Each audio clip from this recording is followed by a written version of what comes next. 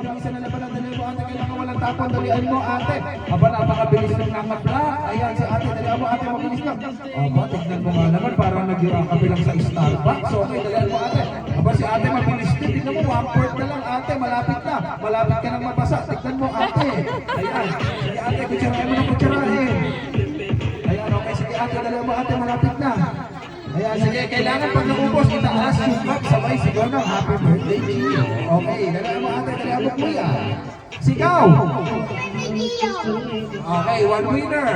Isa pang mananalo at ang bilis ni ate Okay, dali, kailangan taas ang cup, sabay sigaw ng happy birthday, Gio. Okay, dalawa mo ate, dalawa mo kuya. Dalawa mo ate. Okay. Titignan ko ha. Ibuhos sa kutsara para maupos. Okay. Ibilang ko naman ito tayo. Kung sino pinakakonta, manalo. Dali. 1, 2, 3, 4, and 5. Stop. Taas yung cup. Taas daw, taas. Taas.